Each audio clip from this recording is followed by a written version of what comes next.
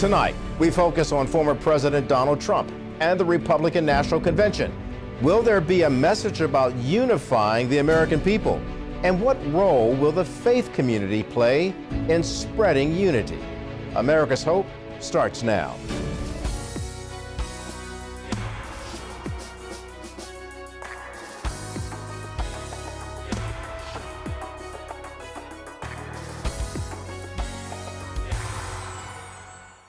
From the NTD Global Headquarters in New York, I'm Kelly Wright, and this is America's Hope. Good evening. Thanks for joining us this hour. We're glad that you could. The Republican Party continues to celebrate the nomination of former President Donald Trump as their presidential candidate for 2024. It has been quite a very dramatic week for Mr. Trump and the Republicans. On the heels of the assassination attempt on his life during a pre-convention campaign in Butler, Pennsylvania, Mr. Trump surprised his supporters with a dramatic entrance as Lee Greenwood sang, "I'm proud to be an American." It was an emotional moment that brought some people, including his son Donald Jr., to tears. Also, it gave America the first look at Trump and his running mate, vice presidential candidate J.D. Vance, standing together. And since that violent attack, which claimed the life of one Trump supporter and injured two others, reports indicate that the former president will plan to deliver a message of unity at a time when the country is deeply divided. Now, that unifying theme even resonated when Nikki Haley, who campaigned against Mr. Trump, spoke during the RNC convention. My fellow Republicans, President Trump asked me to speak to this convention in the name of unity.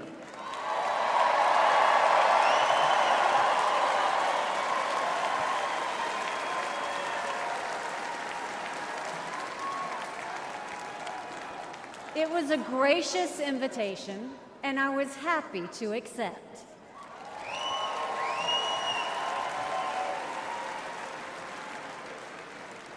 I'll start by making one thing perfectly clear. Donald Trump has my strong endorsement, period.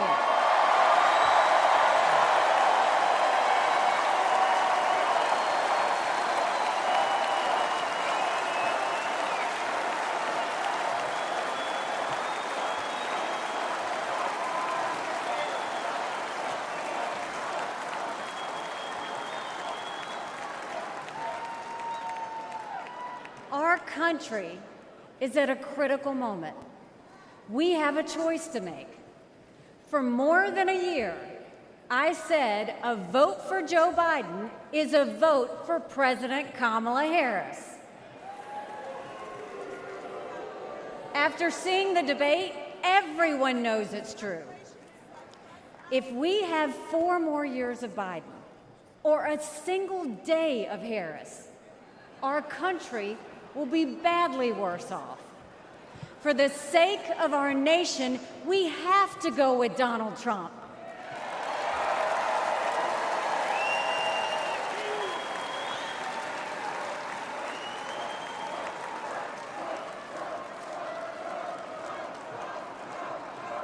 But there's more to it than that. We should acknowledge that there are some Americans who don't agree with Donald Trump 100% of the time. I happen to know some of them. And I want to speak to them tonight.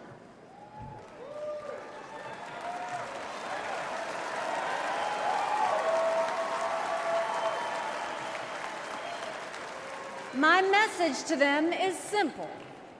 You don't have to agree with Trump 100% of the time to vote for him.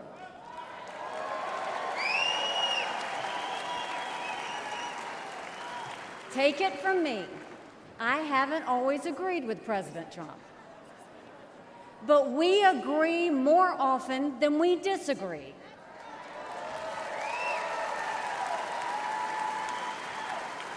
We agree on keeping America strong. We agree on keeping America safe. And we agree that Democrats have moved so far to the left that they're putting our freedoms in danger. I'm here tonight because we have a country to save.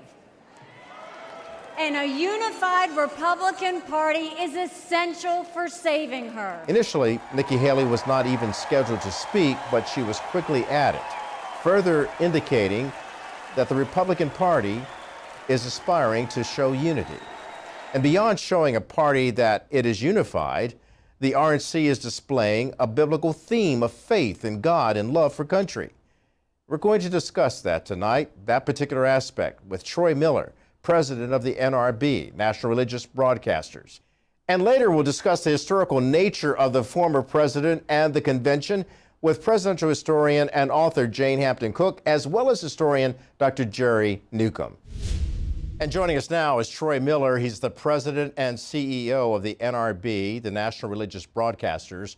And Troy, welcome to America's Hope. It's always a pleasure to have you on. I'd like to start with getting your reaction to the assassination attempt that we witnessed on the former president of the United States, Donald Trump. Look, as a Christian and as the head of a Christian organization, our prayers continue to go out to the president for his, quick recovery. We know it could have been a lot different. And look, I agree with the president that God intervened at the right moment in time for him. We also continue to pray for the family, the retired firefighter Corey. Just a tragic loss of life for somebody that was just exercising, their American right and privilege to go listen to a political candidate, and for the two individuals that are still recovering in the hospital. So first and foremost, that's our prayers are going out for them, their families, and peace and quick recovery for those that are wounded. And then as a country, we think about this and all of the rhetoric and all of the division and all the hostility that's been out. We, of course, are praying for a time of unity across this country and a time for people maybe to step back and reflect on this event, this incident, and think about where we are as a country and where we want to be as a country and as a people. And right now, as you know, the RNC is taking place in Milwaukee, Wisconsin. The president is there. How has this attack affected the Republican Party and this convention? Well, I think for the Republican Party, I think this attack has really solidified or unified the party. And I think you've also seen a lot of people who maybe were in the party and on the fence have really crossed over now. They've come out, and we've seen a lot of course, celebrities and other folks come out. So I think it's had a major effect on the party and will continue through, I think, the election cycle. As far as the convention, it certainly had to change the tone of the convention and what's going on there. But again, I think you're going to see within the party this unity carried forward. And people really understand that there's hate in this country and it needs to be addressed. And we need somebody that can bring the country together. And maybe Trump is the figure people are looking at now.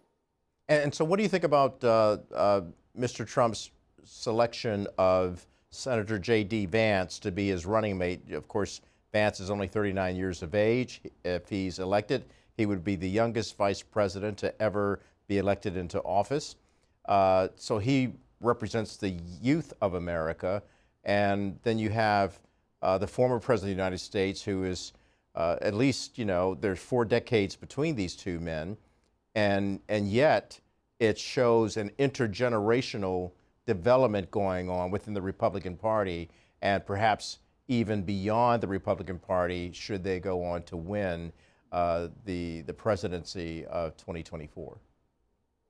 Yeah, as a NRB is a 501c3, we certainly don't endorse candidates on either side, but we can talk about that. I think you hit a real good point there. The interesting contrast between some of the other choices that President Trump had, and here he chooses this younger senator from Ohio, J.D. Vance. I think J.D. Vance is a veteran, has a lot of qualifications for this position. As you know, Troy, the Christian community, most notably evangelicals, have been staunch supporters of the policies of the former president, and in the past, not all of them have been supportive of his rhetoric and even his behavior. In fact, J.D. Vance was not supportive of him as well, and other people were like that, but they seem to have taken a different look at him, looking at his policies. What are his accomplishments, if you will, that attract evangelicals? Well, look, I think the one thing about him is, and you're right, people have had a lot of questions about maybe his past character and his past conduct and some of those things. But, as he was a candidate for the first time around, he made a number of promises. And then he went into his presidency and he kept those promises. He put conservative justices not only on the Supreme Court, but he put them in the federal judiciary across the country. He reached out to the Christian community to help the community empower it to do the things that we do well. There's so much charity comes out of the Christian community to help the homeless and to help people who are down and out, to help people who are depressed and addicted. And the former president really opened up a lot of those doors to the community. And he got the government out of the way. He stepped back and he pulled the government out of the way to let us really exercise our religion and our beliefs the way that we feel like it. And I think a lot of evangelicals look at him and look at those promises and think that, look, and next time around, he's going to do that again. And look, we're facing the government, quite honestly, in an administration that has been the complete opposite. Earlier this year, the NRB held its convention in Nashville, and Mr. Trump spoke there as a result of your sending out an invitation to him, the NRB. But you also invited other candidates as well. Why do you think he was the only one to accept your invitation to speak? Well, look, I didn't really ask him that question or get inside his mind, but I think he understands our community, and I think he genuinely cares about the Christian community. I think he understands the role that the Christian community and the faith community play in America, and it's an important role. And it's not only, as I talked about, all the charitable services that we do, all the things that go on across this country, but also the role of faith and hope, and the role of bringing values and morality and just those things to the public sector and to talk about those. It's important for our country to understand the foundations that we were established on. And I think the president takes us serious, the former president does. Yeah, and do you recall what he said during that particular address? I was there. I didn't get into the room where it happens, but there was a huge line. He definitely drew a crowd. Many people were trying to get in. I just gave up and decided I would watch it elsewhere, but it was quite an event for the people in attendance there for the NRB. Yeah, it really was, and it was an honor to have him, to host him. As you said, we invited the other leading candidates at the time, and he was the only one that accepted. Due to some weather, he was late, and people stayed in the room. Nobody left. Everybody wanted to hear from him. And he acknowledged the role, not only that Christians play broadly in the community, but also specifically he acknowledged the role that Christian communicators and Christian broadcasters play in this country in providing that message of hope and to reach people with the truth, not only of the gospel, but the truth of what's going on in our country and news.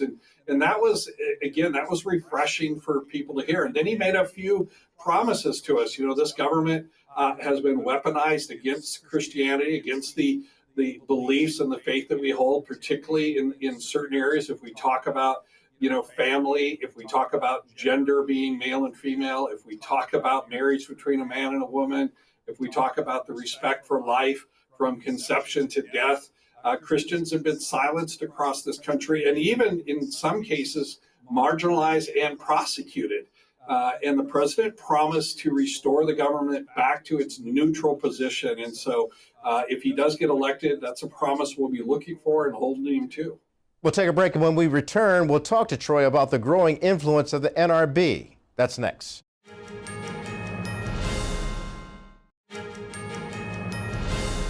Welcome back to America's Hope. I'm talking to Troy Miller, the president and CEO of the NRB. Let's talk about the NRB. We know what the president is promising you, but let's talk about the history of the National Religious Broadcasters and its impact on America? Yeah, the NRB has been around for 80 years. We just at this last convention celebrated our 80th anniversary as an organization. We were started back at the dawn of really mass media when radio was new, and there were Christians that were on the radio, and there was a pastors that recognized this method of communication was going to be important to their message and to their ministries. And then there was a group that came along and said, no, we want to be the gatekeepers of who gets to use this new mass media radio. And NRB was formed to fight for the rights of individual Christian communicators to be in the public square. We've been doing that for 80 years. We have over 1,600 members across radio, television, all the digital platforms, podcasting, streaming, you name it. We have book publishers as part of our organization, authors, filmmakers, Christian filmmakers, and we work hard to make sure that whatever God's called them to do in their ministry, that they can do it in the public sector the most efficient, the most expedient way possible. And that's what NRB is all about. Our members reach 190 million households every month, people across this country. They also do just a number of charity work in all of their local communities as well. So, and we think Christian broadcasters and communicators are an important part of this country, and that their message, listen, 190 million people tune in. Their message is important to our communities across the country.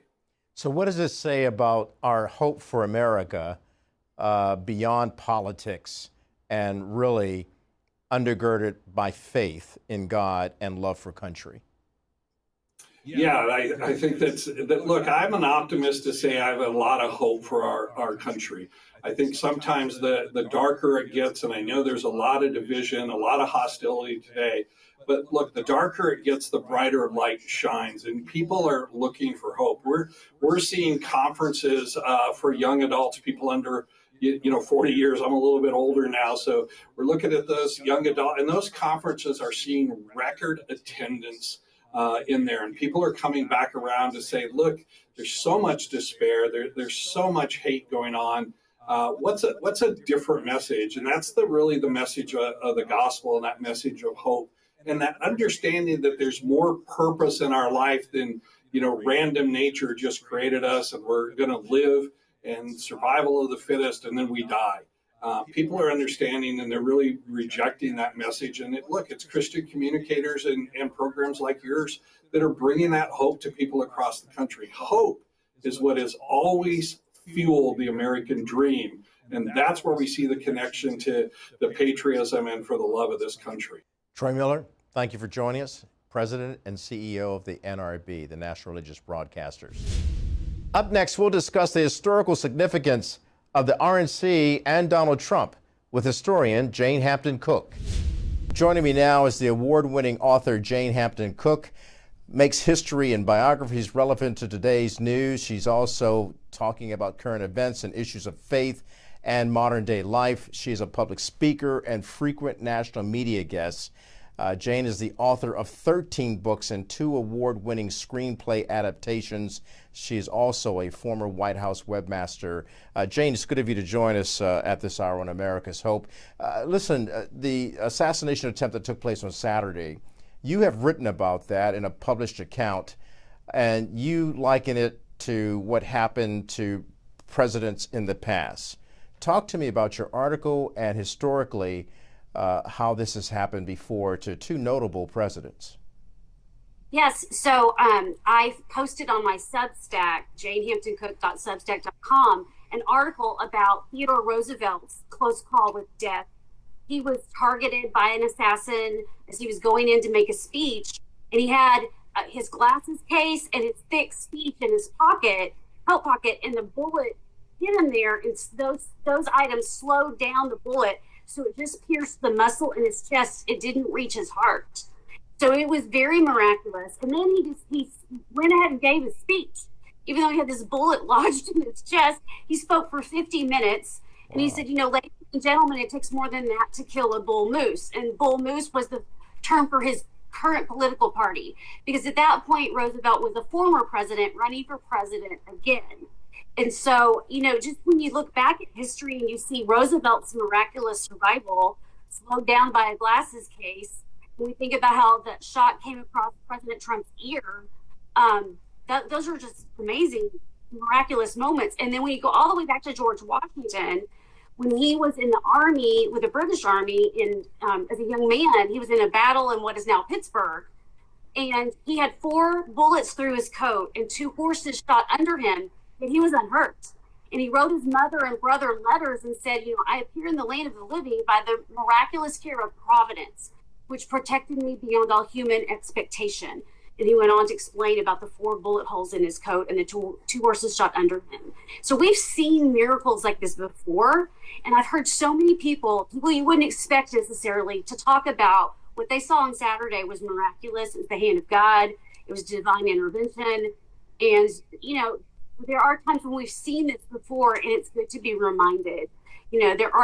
Things are mysterious sometimes, and this is certainly one of those times. What do you think this means in terms of this current situation? The RNC is now going on.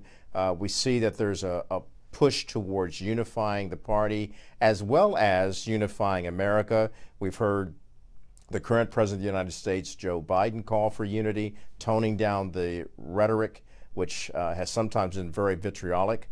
And it's even expected that the former president of the United States, now the official Republican presidential nominee, Donald Trump, will likely speak on Thursday night and call for unity as well, in addition to focusing on national security and foreign policy.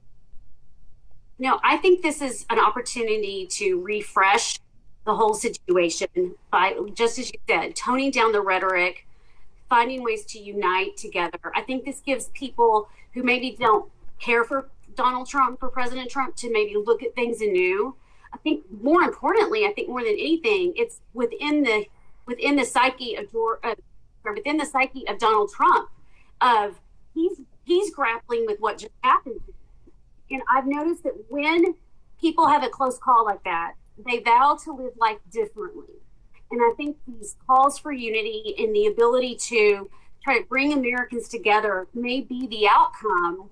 Historically, Jane, have we ever been in a position that we face so much of a divide that we can't find a way to broker peace amongst ourselves, to be able to just sit down at the table and talk to each other?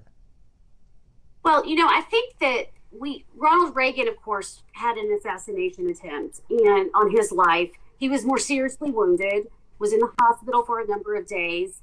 And I think for Reagan, it was at the beginning of his presidency, and I think that made him more inclined to reach across the aisle. Tip O'Neill was a Democrat at the head of he was the Speaker of the House. And I think Reagan purposefully brought Tip O'Neill over to the White House for dinner, in their private residence at the White House. And so I think Reagan demonstrated that reaching across the aisle. And maybe that was what he was going to do all along, or maybe that close call made him rethink how he was going to approach politics as president in the early days of his presidency in March of 1981. This country, you've studied it, and you're an historian, you're a presidential historian, you've written about it. What will you write about in terms of how people will look at this time period that we're currently going through? I think what we've been going through is a cold civil war. We had the Cold War against the Soviets. Kind of what we've had internally is a cold civil war. And I hope that what we see is that maybe this is the turning point to get us to a better place in our dialogue. We have to learn to express differences of opinion in a humane way, in a way that still keeps us together as Americans. George Washington, when he was leaving office, he wrote a speech for the American people to read in their newspapers. And he said, "The name American belongs to you in your national capacity and must always exalt patriotism more than any other appellation," which he meant any other name that you have. He was a Virginian, but he wanted the name American to be what brought him together with people across the country. And that's really what we ultimately need in America. And I think this could be that turning point that gets us to a better place. It may not get us to, a fully, it may not be as fabulous. It may not be utopia. I guess that's the word I'm looking for. But we've got to get to a better place. And I think this could be a turning point that helps us get there. Jane, as you talk about that, about George Washington saying we have to get to a place of saying that we're all American, and notably through history we've had many divisions along political lines, racial lines, and now we find ourselves defining ourselves even on our employment applications. What's your nationality? And it's white American, black American, Native American, Hispanic American. What's wrong with just American? We have to get to that point. I understand clearly why you've referred to George Washington and what he said in his address before leaving office. And you've written about that. When you write about your stories, what I love about your books is that you include everything. You include the contributions of Native Americans and African Americans and white Americans. I mean, everybody, Christian, Right. Jewish, they're all engaged in this experiment to become a more perfect union. That's right. And that goes back to our founding. There were all of the people that you just named. There were people just like them who fought for America's freedom from the very beginning. And, they had to unite together in 1776. And they were all different states, like their own country, and they had to come together. And we know that 5,000 Black men fought in the American Revolution, for example. And so looking at our history through that united lens, and that our identity is in the fact that we are all Americans, I think is really important. I think that's what George Washington would want to see us do today if he were around. Yeah, I have to agree with you, and notwithstanding the fact that you've even written about the Civil War, and you just talked about the fact that you believe we've gone through a cold Civil War, and let us not forget that back in 1865 we were embroiled in a nasty, brutal Civil War that caused more death on American soil than any war we've ever fought in. And, Right. and that was over issues that divided us between the North and South, the slave and the free. And we have to remember that history in order not to repeat it. Is that right? That's right. And you know what came out of the Civil War? It's the same year that Lincoln issued the Emancipation Proclamation, he made Thanksgiving a national holiday. And I went back to see, well, when did Southern states start participating in Thanksgiving? And it really took about 10 years before the South said, okay, this is pretty good. Going to church and saying, being thankful and having food, I think I can do that. But it did take some time for the healing to work, because at first they didn't like the idea of a Thanksgiving. And then it ultimately became this national holiday that we all participated in, these hundreds of years later. So, it sometimes takes time, but I think Lincoln put that out there as a way to try to bring the country together, and it ultimately did. Jane, I appreciate you joining us at a very important time. The RNC is going on this week. Any predictions of what the DNC will look like? I don't know. I think it kind of, the talk is still around about whether Biden will actually be the nominee. I kind of think he will at this point, but we just don't know. There may be a lot of drama there, or it may just be, routine. Who knows? But it's been a very different summer, kind of a strange July, and we'll see what happens at the DNC in August. I like the way you say that, kind of a strange July, coming from a noted historian. Times such as these, we need faith. Absolutely. Jane Hampton Cook, thank you for being on America's Hope. We're back Thanks with for more in just a moment.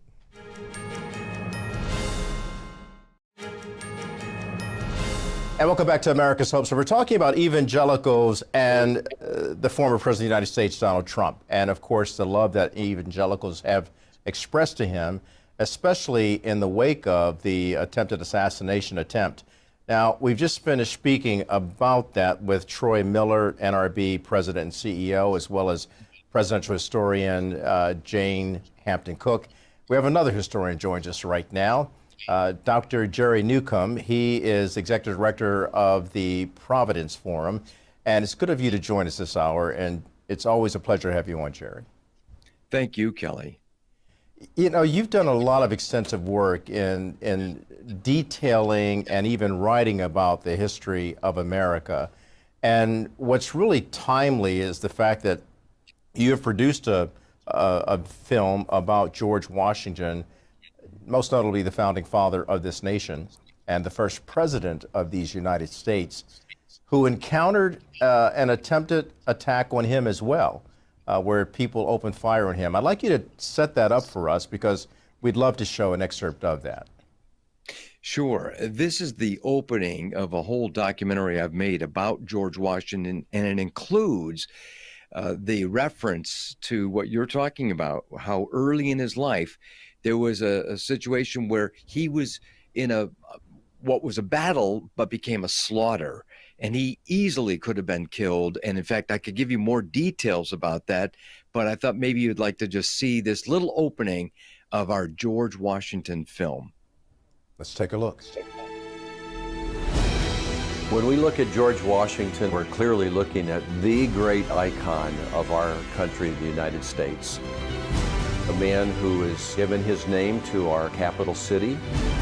He was called the father of this country in his own lifetime. He has been called by historians the indispensable man. They look to Washington as a general, as a government thinker, as the first president. He is extraordinarily important for America. So whatever his faith was then becomes important for us. George Washington really was that man we see kneeling beside his horse, praying. And he exercised a lot of humility, a lot of grace. But he had such a heart for God that his service was so profound throughout the Revolution. 4 bullet holes through his jacket. Nonetheless, no bullet even creased his skin. Washington, in fact, was the only officer that was neither wounded nor killed in that battle. Washington ordered his troops to observe the day of fasting and prayer, and lo and behold, a storm comes up out of nowhere, and it's so tempestuous, the British have to call off the attack. His courage and his steadfastness to give the morale to the troops that were fighting for our freedom. Yes. So, Jerry, first of all, it's a very good project that you've developed, a good documentary. I know that a lot of people will be looking forward to seeing it. But tell me the rest of the story about George Washington and that attempt on his life, and how many people look at that moment and define that as a moment of divine providence in protecting the future president of the United States. Yes, it's very interesting. What happened with Trump, former President Trump, just a few days ago, happened in the greater Pittsburgh area. 33 miles away from Pittsburgh is Butler, Pennsylvania. Well, 11 miles going a different direction from Pittsburgh is Braddock. They now call it Braddock. But what happened was during the French and Indian War on July 9th, 1755, near the Monongahela River, there was a situation where basically the French and the Indians, the enemies of the British and the Americans, plus some other Indian tribes, that, it was almost like a little World War, of sorts that was taking place partly in American soil, also partly in Europe and so forth. But anyway, this battle became a slaughter, and it was the Americans and it was the British that were killed.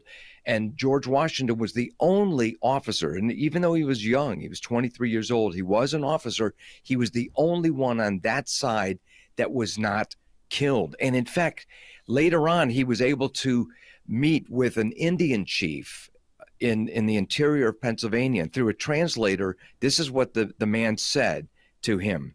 Quick, this is what the man said to his warriors. Quick, let your aim be certain, and he dies. Our rifles were leveled, rifles which but for you knew not how to miss. 'Twas all in vain, a power mightier far than we shielded him from harm. Talking about George Washington. He cannot die in battle. The Great Spirit protects this man and guides his destinies. He will become the chief of nations, and a people yet unborn will hail him as the founder of a mighty empire. This is what this Indian chief said. Wow. And it was just absolutely a miracle that that Washington survived this battle.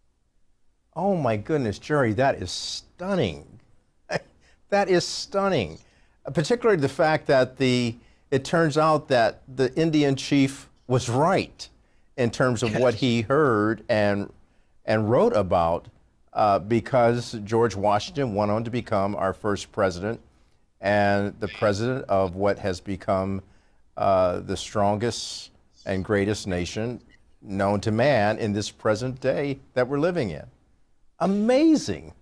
It is amazing. And, you know, George Washington wrote a letter soon after the battle to his brother. And he first had to clarify the point that I'm alive. That's what he said. He said, quote, I now exist and appear in the land of the living by the miraculous care of providence that protected me beyond all human expectation. I had 4 bullets through my coat and 2 horses shot under me and yet escaped unhurt. And he gave God the credit. And later on during the war, there were so many instances where George Washington said, wow, God has been helping us every step along the way, and you're worse than an infidel if you're not grateful to Almighty God in his help and so forth. And in fact, George Washington often used the word providence for God. It's a fancy, old-fashioned term to us, but it means a God who provides for us and who answers prayer. And George Washington used that word as well as other words for God, but he used that word in particular, providence, 270 times in his writings, his speeches, and so forth. He really believed that God had helped us repeatedly, and he was grateful. Now let's go to the present time that we're living in right now. George Washington was able to carry his country to unity. What do we need in America right now for America to become stronger and united, and in order to encourage people in the wake of what happened this past Saturday, and in the wake of the fact that we're still in the middle of a campaign between 2 parties and 2 men? I mean, of course, we have got Joe Biden, who's still in the presidency, and he's called for toning down the rhetoric as well as calling for unity. What do you anticipate former President Donald Trump to do now?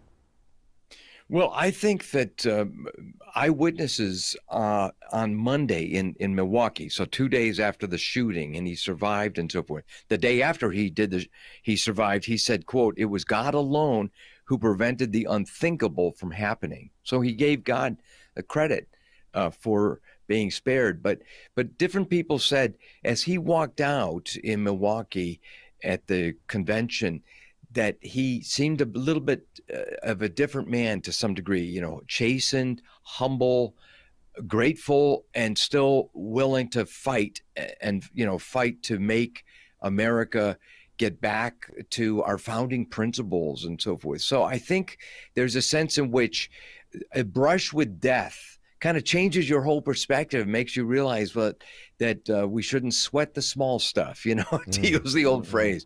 And it's all small stuff, you know, to some degree. But really, when it's all said and done, realizing that we will die one day is a very sobering thing. And I think it makes us realize, or should make us realize, to live each day in such a way as if this could be our last. It's like the old saying, carpe diem, seize the day. But I think also it should make us realize that, okay, how are we preparing for the day when we die and we stand before Jesus Christ himself?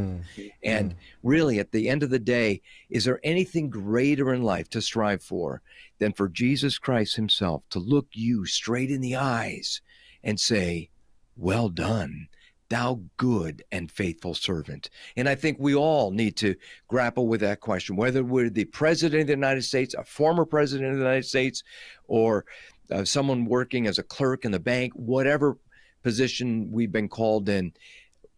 Pleasing Jesus Christ, to me, at the end of the day, is what life is all about. You're a historian, and you've studied history quite a bit. And as I stated earlier, you've written about it, you produced documentaries about it. America is still a great nation. It is still seen as a land of the free, home of the brave, albeit, there are critics who would look at what took place on Saturday with the assassination attempt and say, look at these Americans. They can't even keep themselves together. They're always shooting at each other. Historically, as an historian, as a man of faith as you are, what do you want to say to address that? Well, the heart is desperately wicked, and obviously, violence is not just a uniquely American phenomenon, and there is way too much violence in our land. It's interesting, though, that if you look historically, you see that there has been violence even in the American experience. I'm thinking right now, for example, in the U.S. Capitol, you can go to this one spot and they say, okay, it was over here where this South Carolinian congressman took his cane and he whacked and beat mercilessly a senator. I believe it was a senator from Massachusetts, and it was over the issue of slavery. This was in the early 1800s. And some people have said that some of the blood stains are still there. It's just, it's hard to believe. But today, they may be metaphorically arguing with each other, but they're not, beating each other with canes. So maybe there's some improvement there. But from the beginning of humanity and recorded history, violence has been, since the fall, has been a part of human nature. Think about the fact that the first human being born, first person that came out of a woman was who? Cain. And he was a murderer, and he murdered his own brother, Abel, over the sin of envy. I'm teaching a Sunday school series on the 7 deadly sins, and this coming Sunday we're coming up to envy.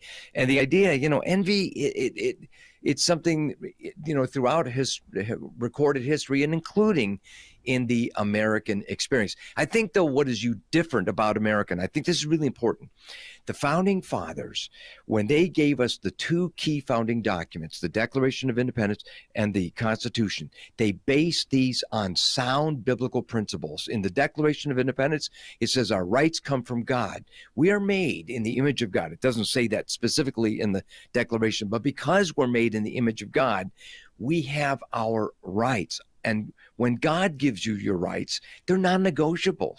And the Declaration mentions God 4 times. The Constitution is based on biblical principles. It's predicated on the Declaration, but it shows you how, with the power, the founders recognize man is sinful. Therefore, power must be separated. It must be diffused. If men were angels, we wouldn't even need government, but men aren't angels.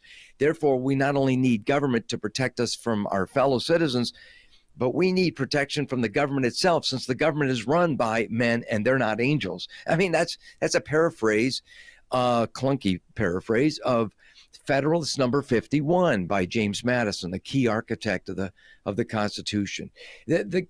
The whole point, though, Kelly, is that we got to remember God. I mean, the founders recognize the only way this is going to work is if the people are moral, and the way they are to be moral is through voluntary religion. John Adams said our Constitution was made only for a moral and religious people. It is wholly inadequate to the government of any other. But unfortunately, in the last few generations, we've really kind of excluded God from the public arena based on some misunderstandings, really, of how to read the First Amendment. And so we've gotten to a point where, to a large degree, many have forgotten God.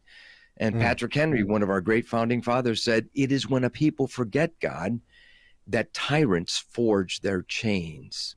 Jerry, I appreciate you sharing your insights from an historical perspective and also from a faith-based perspective in analyzing what's going on with our current political maneuverings that we're finding out here that can be very troubling. But the way you speak and the way you settle the mind to focus on putting God first and your country and serving your country by serving each other as you would want to be served. I appreciate you so much.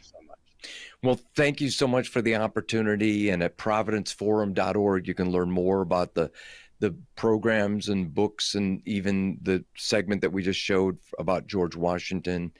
And the whole goal is to basically to educate Americans about how the God factor was a key component in the founding of this nation. And that's what made it so wonderful for so many for so long. And that is a factor and an education footnote that we should hold dear. Thank you, Jerry. Thank you. Back with my final word in just a moment.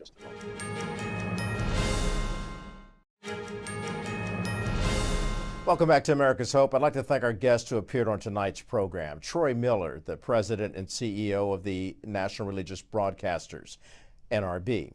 Also, I'd like to thank Jane Hampton Cook, noted presidential historian and author, and Dr. Jerry Newcombe, also a noted historian and author. We thank all three of them for engaging in this important dialogue about unifying America and indeed encapsulating what we need most in America, and that is to allow our hope prevail so that we can truly strive to look beyond our differences and find our common ground in order to establish a nation that is truly one nation under God, indivisible, with liberty and justice for all. And that, my friends, requires each and every one of us to do our best to keep spreading love, freedom, and peace. Good night.